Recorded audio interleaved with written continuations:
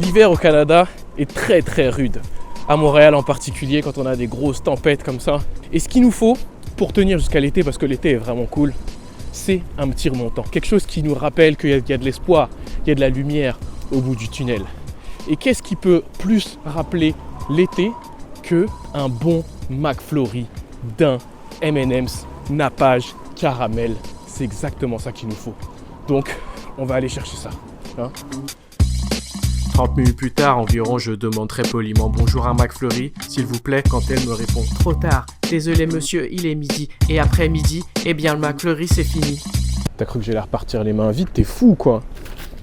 Ne pris un chaussons au pas au moins. Comment ça se fait qu'il n'y a jamais de McFlurry quand tu vas au McDo? Tu te chauffes et tout, tu te dis ah trop stylé, je vais avoir mon petit McFlurry et tout. Et là, ah non, la machine est cassée. Ah non, on n'a plus ce goût-là. Tout le temps, elle est cassée. Jamais ça marche. Comment c'est possible? Donc après avoir ragé encore un petit peu, j'ai décidé de reprendre mon destin entre mes mains. Comment faire pour être sûr et certain que quand je rentre dans un McDo, ils aient des McFlurry en stock et ils aient exactement la saveur de McFlurry dont j'ai envie. Si vous avez vu mes vidéos précédentes, vous savez bien que j'aime fouiller dans les API. Et donc je me suis dit que j'allais fouiller dans l'API de McDonald's. Le problème c'est que au Canada, il n'y a pas de site de McDo. Mais je me suis dit c'est pas grave, on va le faire avec le site de McDonald's France, vu que la plupart d'entre vous, vous habitez en France. Mais le premier problème, c'est que je peux pas accéder au site de McDonald's France. Je sais pas exactement qu'est-ce qui s'est passé, ils ont dû se faire hacker ou je sais pas trop quoi, et maintenant ils sont parano, et donc ils bloquent les IP des pays qui sont pas à la France, et donc je peux pas y accéder. Donc on a essayé de faire notre propre VPN, notre propre proxy, avec un serveur sur AWS en France, et j'utilise ce serveur-là en tant que proxy pour me connecter sur le site de McDo en France. Mais même en faisant ça, ça marchait toujours pas, les IP sont bloqués. Donc ça veut dire qu'ils non seulement bloquent les IP des pays étrangers, mais en plus de ça, ils ont bloqué toutes les IP d'AWS et les IP des serveurs en général. Heureusement, comme j'ai fait ça pendant un live, il y a mon gars sûr, Christophe Casalegno, qui est arrivé à la rescousse, qui m'a dit « Mais tiens, moi j'ai des petits serveurs à droite à gauche, j'ai des petits proxys, t'inquiète pas, j'ai l'habitude, utilise ça, tout va bien se passer. » Ok, Simer, Christophe, on va l'essayer. Christophe, il a des proxys fantômes que le FBI n'a pas encore répertoriés. Donc mcdonald.fr. Ah, bah voilà. Et donc, je commence à fouiller un petit peu. J'essaye de voir comment ça fonctionne, qu'est-ce qu'on pourrait faire. Sauf que assez rapidement, au bout d'une heure à peu près, eh bah, il se passe ça. Mais... Oh là là, mais y'a rien qui marche, c'est un truc de fou. Mais pourquoi j'ai été déconnecté? Ils ont grillé, grave, ils regardent le stream. C'est qui là? Dénoncez-vous.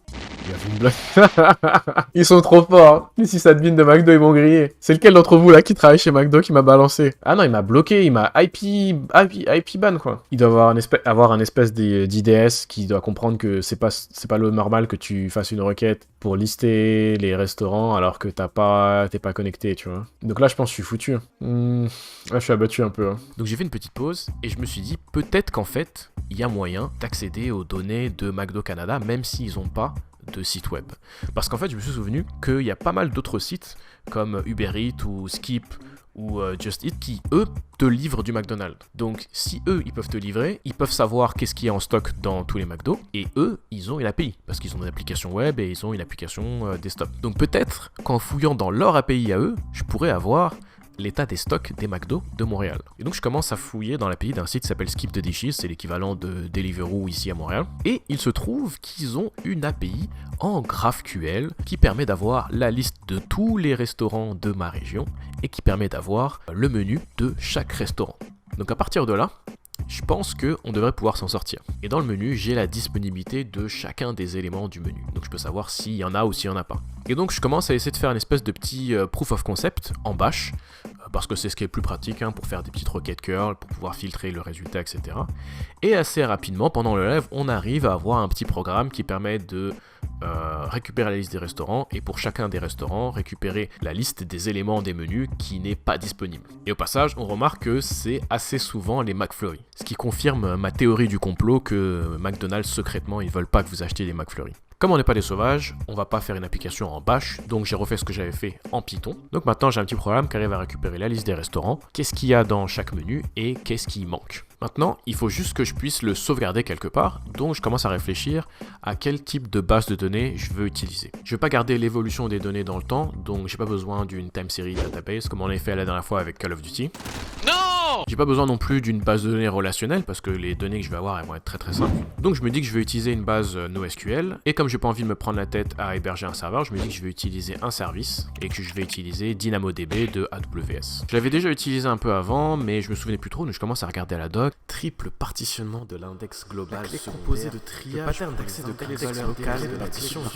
Plus j'y pense, plus je me dis que en fait j'ai peut-être même pas besoin de base de données. Parce que je vais juste garder une liste de restaurants et une liste d'objets par restaurant. Donc en fait, si tu veux, ma base de données, elle tiendrait dans un fichier texte ou dans un fichier JSON de genre 1 ou 2 kilooctets. Peut-être que je peux juste enregistrer ça dans un fichier texte, un fichier JSON, et que je peux héberger ce fichier sur S3. Comme ça, j'ai pas besoin de base de données. Et quand je vais mettre à jour les données, j'aurai juste à écraser ce fichier sur S3. Et ça sera une base de données qui peut scaler à l'infini, qui me coûte une fraction de centime et qui est très simple à utiliser. Évidemment, je ne vais pas changer les données manuellement toutes les 5 minutes, mais j'ai pas non plus envie de gérer un serveur pour ça, donc je vais utiliser AWS Lambda pour faire du serverless et mettre à jour toutes les 5 minutes mes datas des McDo qui n'ont pas de McFlurry. Maintenant que j'arrive à récupérer et organiser mes données, il faut que je fasse un front-end.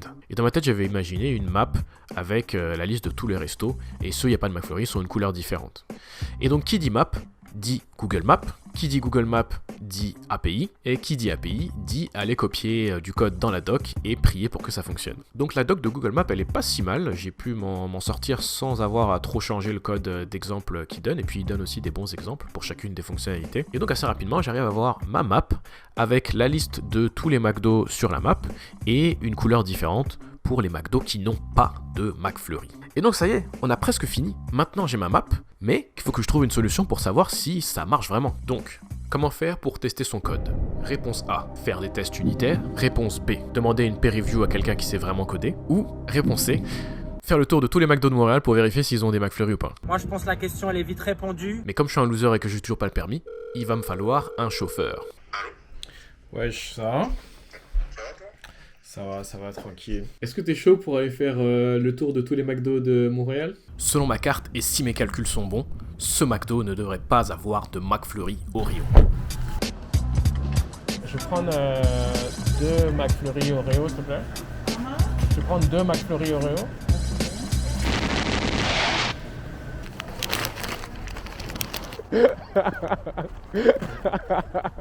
J'ai dit 2 McFlurry, elle me fait normal, ouais, pas de problème.